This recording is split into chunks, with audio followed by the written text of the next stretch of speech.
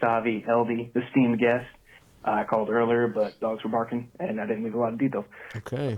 So I've been getting a little bit more politically involved here recently, and go to protests and stuff like that. Nice. And it's causing a lot of nice, friction depending on which Yeah, protest. Depending on which protest you're going to. Keep going. Causing a lot of friction between the people I know, like my family and some of my friends are like really MAGA. So like the point, it's not really like a healthy debate. It's them screaming as hard as they can over me, and it's gotten to the point I don't even talk to these people. Like a good friend of mine, he tried to convince me to join ICE. And it did not go well. I haven't talked to him since. And I don't know, God, dude, that makes me sick. Handling the situation. Am I join ICE? That's He's not even like, we need to get our immigration under control. He's like, let's join ICE.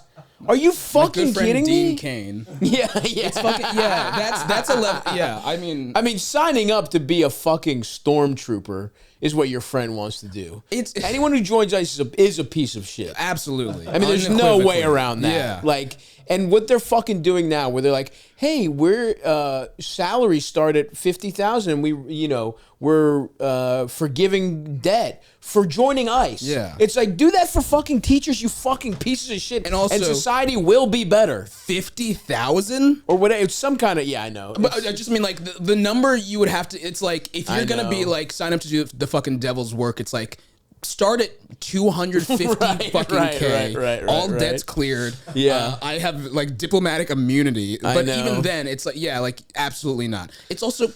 Sorry, I know we got to finish the voicemail. No, please. The idea of like we should join ICE, I'm like that is a pivot from whatever. It's like unless your life is we're doing nothing all the time, it's like quit your job and join ICE. Join ICE. That's crazy. Sorry, continue. Insane, but yeah, go ahead. I already have my answer for whatever this is going to be, but continue, please. Like how I should be handling the situation. Am I doing it wrong by just like outing these people, just like not talking to them anymore? Because it's not just like uncomfortable; it's like demeaning. Right. So, am I being a little bitch about it, or should I really just cut these people out? I don't know, because it's super fucking uncomfortable. Anyway, well, thank you. You have a good one. Love the show, and bye. I mean, this is obviously this is an issue that a lot of people are going through and have gone. I mean, it's not. It feels worse now, but it's also been an issue that's like. Every generation, there's things that are sort of like breaking points where people can't. You just have to have your line. And I think, in general, I do believe in general that you can get along with most people, and that I think a lot of the time, the biggest issue right now is how crazy the fucking political rhetoric has gotten. I think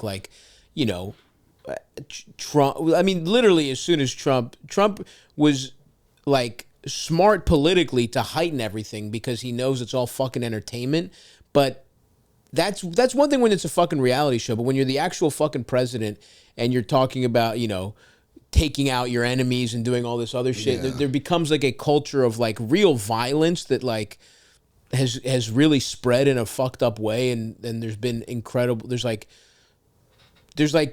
shit that's like, and I think when we're talking about ICE. Like, it's one thing to be like, we can disagree. And it's like, yes, we can, but not when you want to join a fucking masked, like, fucking Nazi organization. Yeah. Like, people that are literally, and it's like, this isn't even hyperbole at this point, where it is a fascist organization 100%. Where they are disappearing people with no due process. It's like a fundamental American thing, right? Like, this is shit that, if you are gleefully participating in or supporting it, to me, that is a deal. That's where I'm like, I don't know that I can fucking... Now, if it's your friend who you think is just parroting dumbass talking points and you feel like you can have a real like, hey, don't these fucking people deserve basic dignity? And even if you agree with them politically, don't you think we should keep fucking rule of law and we should keep, like we said, your day in court, like very basic American shit? Maybe you can have a conversation, and I think it's important to try and be civil with people and not automatically think, that because you disagree with everything that you couldn't get along. Because I do think, as trite as it is, if we were off the internet and we didn't, all this shit is so divisive, when you see regular people that you don't even necessarily agree with, you agree with 90% of shit. Right. You know what I mean? And I think most people right now are there's anger because of how fucked the economic system is really. Everyone's just looking for someone to blame. Exactly. Yeah. And the easy thing, a tried and true thing is blame the other person, right? Blame immigrants, blame gay people you don't understand, like blame whatever the fuck. And at the end of the day, it's like, if you feel like you can empathize with the anger these people have because their lives have been completely fucked up and point them in the direction of what's actually doing it, and you think there might be a solution, that's okay. But if people have really dug their heels in, and you have to know when there's a time for you to be like, this relationship is not going to get me anything. When it becomes demeaning and when people are shouting you down, it does feel a little like, this is work that I'm doing where the end result is never going to be. It's like they've dug their heels in so much that it just feels a little like, yeah, maybe take a break from that relationship. But it does suck to just feel like, where did this happen? When it's a good friend, and it's just how did this radicalization happen? And in such an invisible way that you are now on the support of let's join ICE. Totally, dude. Because it's just like, it's also like, ICE has been around for a while, but it's like, was there a point at which you guys talked about stuff and it felt like they're on my side, and then like silently they somehow switched? That's the thing that I always don't get in scenarios like this, where it is just like, people are like, and they're good friends of mine. I'm like, when did this happen that you didn't notice? Or like, was it all overnight? Was it just you never really talked about politics?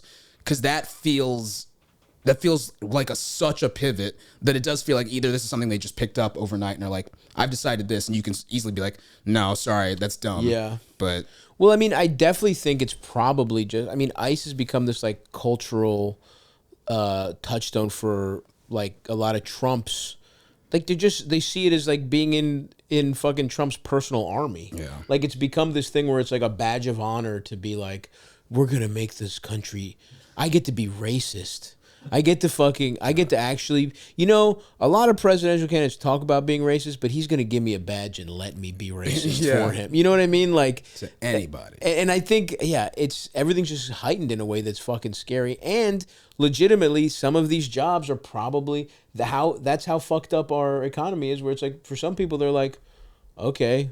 It's like joining the military. Yeah, exactly. Yeah, absolutely. Exactly. Here's my thing. If to their friend, just be like, would you join the police? Like at any point in history. And it's like, if the friend's like, I don't want to do that. Oh, like, 100% by the way. Then why, like, ICE being way worse and like... This guy would love to join the police. But it's the kind of thing where I'm like, why hasn't he? Yeah. Well, because probably because it's too fucking hard. Yeah. It's a lot easier to join. Like, that's the other thing is that they're just taking a lot of guys that probably couldn't have been in the police. Yeah. Which is fucking scary to think about. Guys that couldn't cut the fucking police exam are now like, all right, man, more power. Here's a fucking shiesty.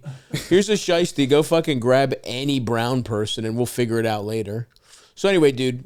Good luck. It is a classic thing, and it does feel like things are even more politicized in a way. But if you can try and have positive discussions, and if they comes to the point where, like you said, it feels like it's demeaning, and then you're fine to cut these people off. Yeah, I think I've spent too much time on the internet because I'm just like, don't just leave. Yeah, I'm just like, just cut it. Who gives a fuck? I know what you mean. And don't get me wrong, plenty of times that will be the answer. Yeah. But like a big thing we like to say is like, you got to give people the chance to fail. Absolutely, yeah. So it's like, and a lot of times it's like, and we're pretty inspired by Zoran's campaign where that motherfucker's a smiley ass, nice guy who will talk to people who fucking hate him and try and make his point. And will it work on 90% of them? No, but it might work on 10%. Right. And I do think we do need a little of that because a lot of these motherfuckers have just been... There's just anger at how bad the world is, and unfortunately, nobody is offering them anything coherent outside of hate. Yeah. And like, maybe you could be a person who's like, no, man, it's not left or right, it's literally up and down. And it's the ultra wealthy that are doing this, and your quality of life, you deserve more.